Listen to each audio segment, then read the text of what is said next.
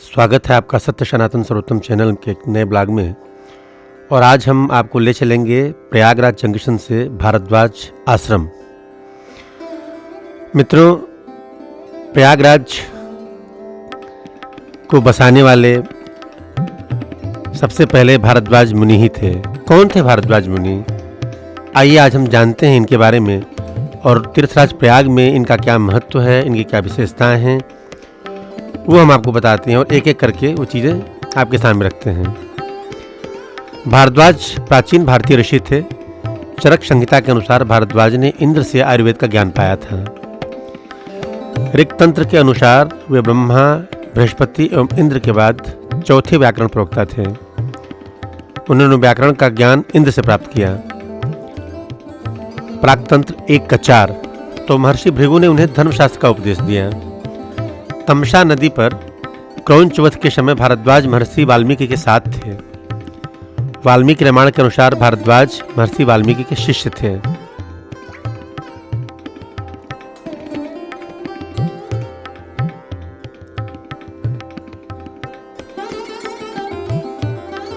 हम ये बड़ा स्टेशन आपके सामने है जिसको प्रयागराज जंक्शन के नाम से जानते हैं और यहाँ से हम निकल चले हैं सिविल लाइन होते हुए, कंपनी बाग होते हुए, इलाहाबाद यूनिवर्सिटी होते हुए हम पहुँचेंगे भारद्वाज आश्रम।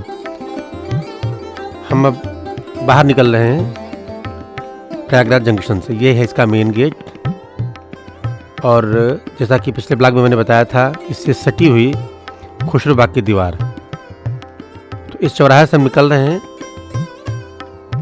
तो मैं चर्चा कर रहा था भारद्वाज ऋषि के बारे में, तो बात शुरू करते हैं।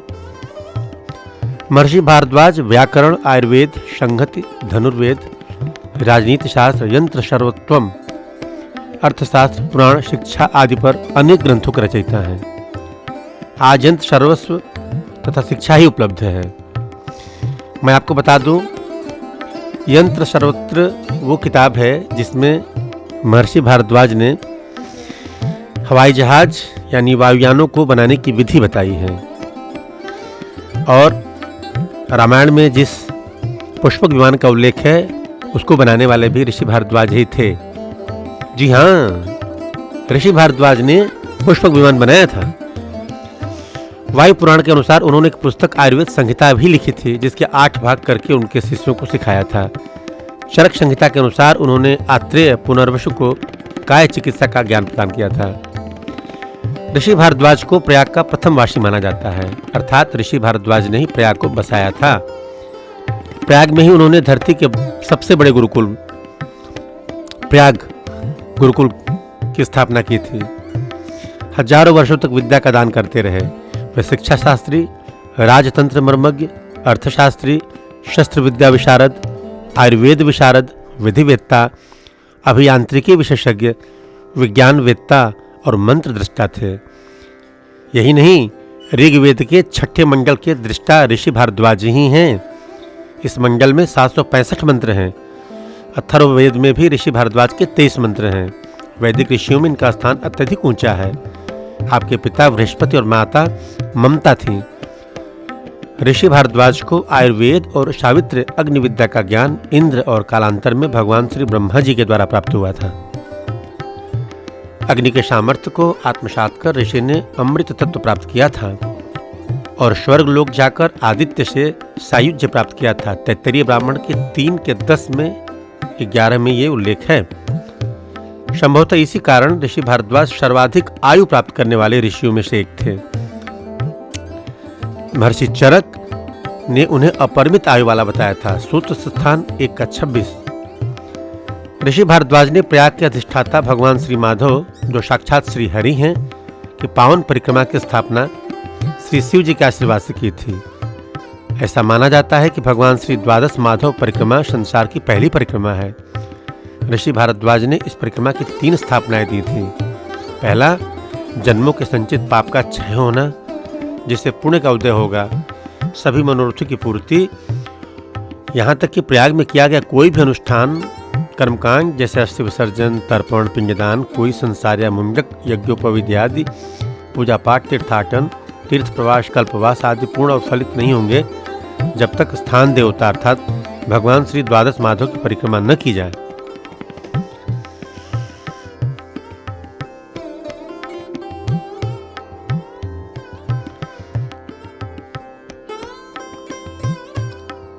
कुछ दूर और आगे बढ़ने पर हम पहुंचेंगे शाहगंज चौराहे पर, और वहां से बाएं साइड मुड़ करके हम सिविल लाइन होते हुए कंपनी बाग होते हुए तब पहुंचेंगे। तो ऋषि भारद्वाज खांडल विप्र समाज के अग्रज हैं।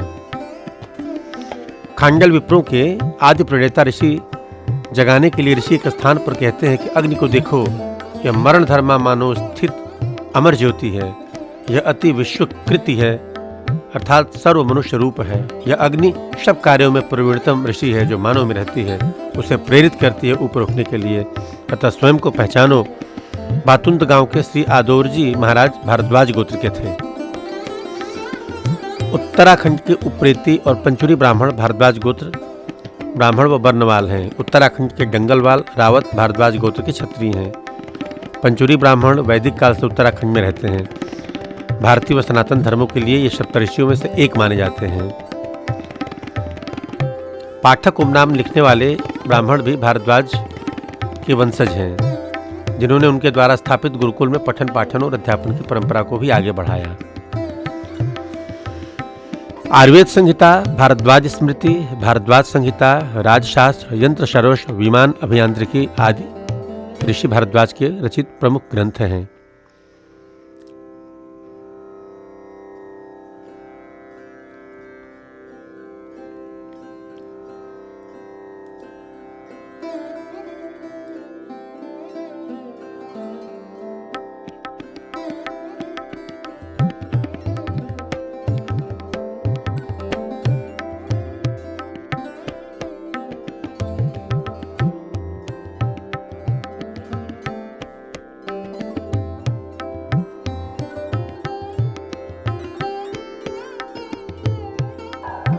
धीरे धीरे हम बढ़ चले हैं सिविल लाइन के हनुमान मंदिर की तरफ। जी हाँ, सिविल लाइन में स्थित ये जो हनुमान जी का मंदिर है, ये बड़ा मशहूर है। एक फिल्म थी मेरी शादी में ज़रूर आना, वो फिल्म यहीं पे शूट हुई थी। तो बन जा गली बनारस की, मैं शाम तलक देखूं तुझको, कुछ दृश्य इस फिल्म में यहीं पे पिक्चराइज किए गए थे। अगला जो चौराहा है वो वही चौराहा है। उसके बाद से कंपनी बाग की बाउंड्री वाल शुरू हो जाती है। अब हम पहुंचे हैं तुलसी चौराहे के नाम से। ये चौराहा जाना जाता है। यहाँ पे भगवान तुलसीदास जी की एक बड़ी विशाल प्रतिमा है। ये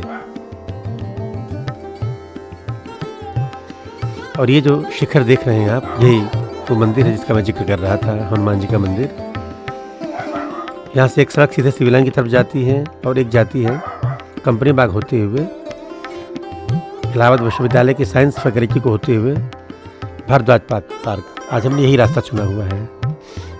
इसी मंदिर का मैं जिक्र कर रहा था। इसी मंदिर में मेरी शादी में ज़रूर आना फिल्म के दृश्य पिक्चराइज किए गए हैं। तू बन जा गली बनारस की, मैं शाम तलक देखूं तुझको। आगे चलने पर हमको कंपनी बाग की बाउंड्री वाल होते हुए कंपनी बाग दिखाई देगा। जी हाँ, कंपनी बाग के बारे में थोड़ा बताऊं आपको। वर्ष 1870 में सक्स कोबर्ग के राजकुमार अल्फ्रेड एवं गोथा प्रयागराज तब इलाहाबाद के दौरे पर आए थे।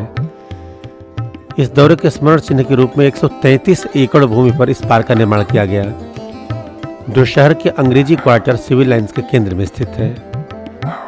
वर्ष 1931 में इसी पार्क में क्रांतिकारी स्वतंत्रता सेनानी चंद्रशेखर आजाद को अंग्रेजों द्वारा एक भयंकर गोलीबारी में वीरगति प्राप्त हुई थी।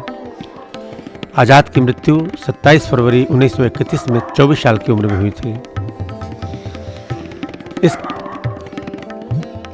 ये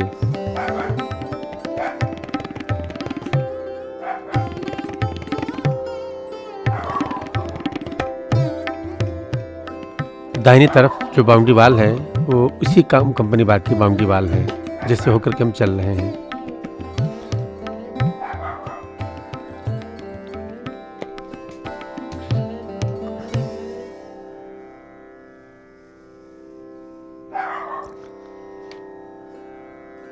और आगे हमको एक प्रतिमा दिखाई दे रही है जो महिषी महादेवी वर्मा की प्रतिमा है। प्रसाद, पंत, निराला और महादेवी वर्मा ये 4 छायावाद के आधार स्तंभ कहे जाते हैं। नीरजा, निहार जैसे काव्य ग्रंथों की रचनाकार महादेवी वर्मा।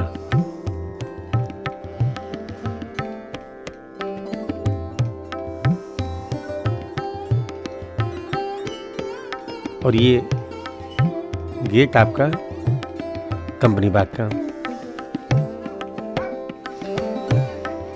बाएं तरफ नाजित हॉस्पिटल है जो शहर का एक प्रमुख हॉस्पिटल माना जाता है, जहाँ पे इलाज की अच्छी सुविधाएं मिलती हैं।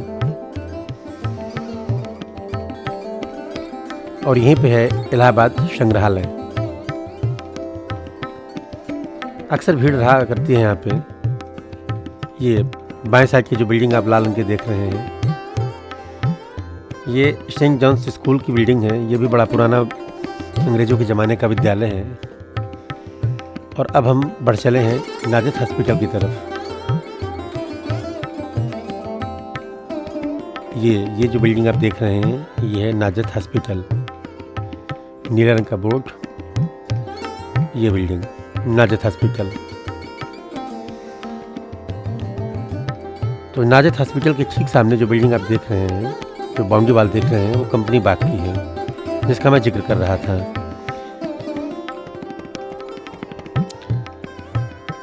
इलाहाबाद लोक पुस्तकालय की स्थापना उत्तर पश्चिमी सीमावर्ती प्रांतों की सरकार द्वारा की गई थी। वर्तमान में राजकीय लोक पुस्तकालय थार्नहिल मेन मेमोरियल भवन में स्थित है। इसे सीवी थार्नहिल और एफ.ओ. मेन की याद में बनाया गया था। उनकी अटूट मित्रता एवं उनकी विद्वत्ता के मूल्यों को समाज को इसके द्वारा दर्शाया गया है। इस पुस्तकालय में हिंदी, अंग्रेजी, संस्कृत, उर्दू, अरबी, फारसी, बांग्ला और फ्रेंच में पुस्तकों, पत्रिकाओं, समाचार पत्रों, राजपत्रों और अन्य पढ़ने योग्य सामग्री की विस्तृत श्रृंखला मौजूद है। यहाँ उपलब्ध कुछ उल्लेखनीय पुस्तकों में मज्म उल बहरीन, फिरदौसी का शाहनामा, ज्योतिष शास्त्र की कुछ पुस्तकें और गणेश पुराण भी शामिल है। इतालवी चूना पत्थर से विशाल कैनोपी के रूप में निर्मित विक्टोरिया मेमोरियल रानी विक्टोरिया की याद में बनवाया गया था। इसका लोकार्पण 24 मार्च 1906 में जेम्स जिग्स लाटूस द्वारा किया गया था। यहाँ पे एक ज़माने में रानी विक्टोरिया की एक विशाल प्रतिमा भी थी, जो बाद में भारत की स्वतंत्रता के पश्चात हटा दी गई थी।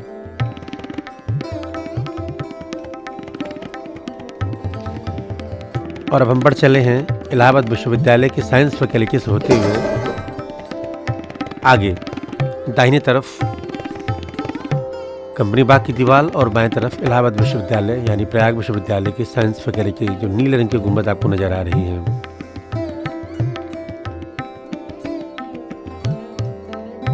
और ये रहे इलाहाबाद के प्रसिद्ध अमरूद, गुलाबी चित्तियां, जिनकी ख्याति विश्व प्रसिद्ध है, अब बहुत कम देखने को मिलते हैं।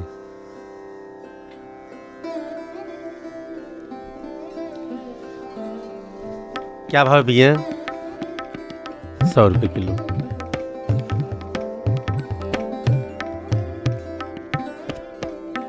अमरूद कैसे दिए? 100 रुपये किलो का उत्तर आ रहा है।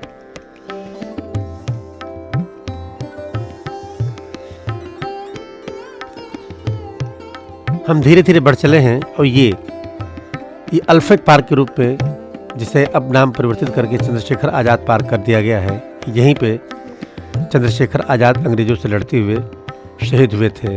अंत में जब ये प्रतिमा देखिए दिखाई दे रही है आपको। एक दिन में एक विस्तृत वीडियो जो है कंपनी बाग में अंदर से कवर करूंगा। शहर के घूमने लायक जगहों में प्रयागराज में स्वागत है आपका। ये बोर्ड आपका स्वागत करते हुए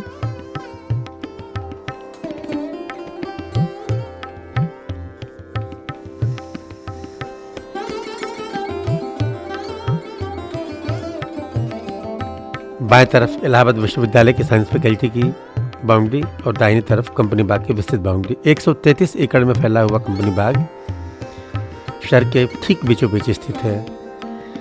खूबसूरत बाग जहाँ विद्यार्थी अक्सर पढ़ा करते हैं, फिल्मों की शूटिंग हुआ करती है, सुबह सुबह लोग दौड़ा करते हैं, मॉर्निंग और इवनिंग वॉक किया करते हैं। तमाम तरह की गतिविधियों का केंद्र कंपनी बाग, जिसे हम चंद्रशेखर आज़ाद पार्क के तौर पर जानते हैं। और यहाँ से इलाहाबाद विश्वविद्यालय की तरफ एक रास्ता जाता है जो इलाहाबाद यूनिवर्सिटी की तरफ निकलता है। यूनिवर्सिटी रोड इसके आगे मिलती है। प्रयाग पुस्तक भवन एक मशहूर प्रकाशक। अगली वीडियो हम वहीं से शुरू करेंगे। हम आगे बढ़ चले हैं भारद्वाज ऋषि के आश्रम की तरफ, जो अब हम पहुँचने ही वाले हैं। प्रयागराज जंक्शन से भारद्वाज आश्रम की दूरी कोई बहुत ज़्यादा नहीं है। ये जो बाउंड्री वाला आप देख रहे हैं, ये उसी पार्क की बाउंड्री है, भारद्वाज आश्रम की ही बाउंड्री है, जो चित्रकारी आपको देखने को मिल रही है। ये आगे बोर्ड तिराहा है छोटा सा, यहीं से मुड़ते हुए हम आगे पहुँचेंगे जहाँ हम भारद्वाज आश्रम में जाएंगे। और फिर ये भारद्वाज आश्रम की ही बाउंड्री है जो आप देख रहे हैं। और भारद्वाज आश्रम के ठीक सामने आपको मिलेगा आनंद भवन। उसके बगल में बिल्डिंग है स्वराज्य भवन की। और हम पहुंच गए हैं भारद्वाज आश्रम। ये बोर्ड और ये विशाल प्रतिमा भारद्वाज ऋषि की, ये महर्षि भारद्वाज ऋषि का आश्रम और इनकी विशाल प्रतिमा प्रयागराज के संस्थापक कह लीजिए, प्रयाग विश्वविद्यालय के कुलपति कह लीजिए, यंत्र सर्वोत्तम पुस्तक के प्रणेता कह लीजिए, और भारत के महर्षियों में अग्रगण्य स्थान रखने वाले महर्षि भारद्वाज के आश्रम में हम उपस्थित हैं। आइए इनका दर्शन करते हैं और इसके बाद हम आपको ले चलेंगे भारद्वाज कॉरिडोर में।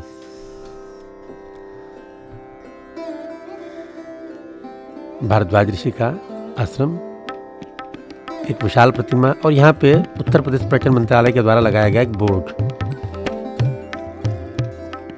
इस वीडियो को पॉज करके आप यहाँ पे सूचनाएं पढ़ सकते हैं और आपको एक विस्तृत जानकारी यहाँ पे मिलेगी।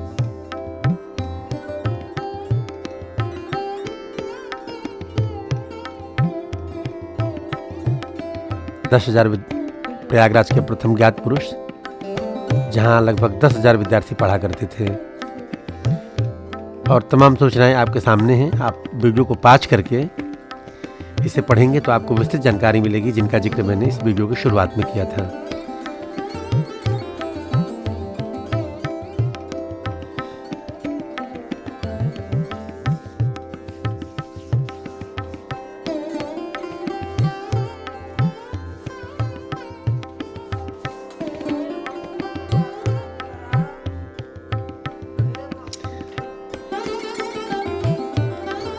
महर्षि भारद्वाज की विशाल प्रतिमा इनके विराट व्यक्तित्व को प्रदर्शित करती हुई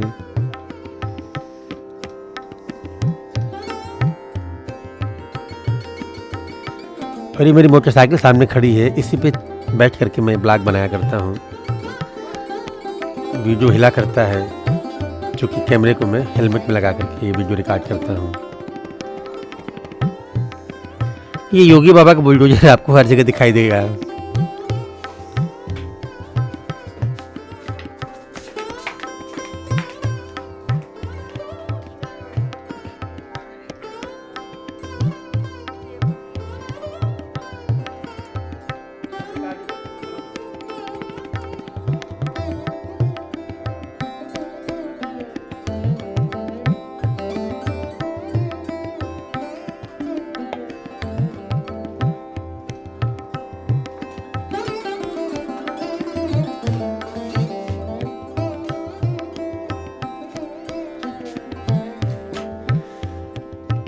और अब हम पहुंचने वाले हैं भारद्वाज ऋषि के ऊपर निर्मित भारद्वाज कॉरिडोर, जिसका निर्माण कार्य बहुत तेजी से चल रहा है। और 13 दिसंबर को इसका उद्घाटन माननीय प्रधानमंत्री जी ने किया। ये वीडियो मैं 14 दिसंबर को बना रहा हूँ। और ये देखिए, ये विशाल गेट बन रहा है निर्माण कार्य अत्यधिक तेज़ी से चल रहा है और ताज़े फूलों की जो मालाएं आप देख रहे हैं ये स्वागत में लगाई गई हैं, जो कि इसका उद्घाटन 13 तारीख को किया गया है।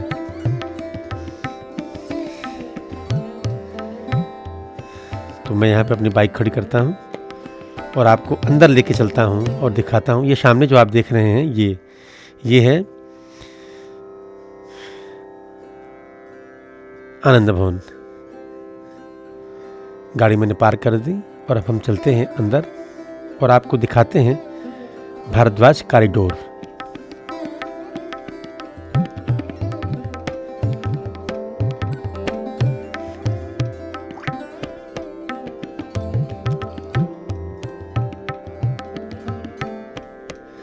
मजदूर दिन रात लगे हुए हैं और निर्माण कार्य बड़ी तेजी से चल रहा है। पत्थर लगाए जा रहे हैं, लाल बलुआ पत्थर से इसका निर्माण कार्य हो रहा है और ये देखिए सुंदर बनावट आप देख रहे हैं। तो हम आ गए हैं भारद्वाज पार्क में, भारद्वाज कॉरिडोर में, और इसके ऊपर एक विस्तृत वीडियो मैं अलग से बना रहा हूँ।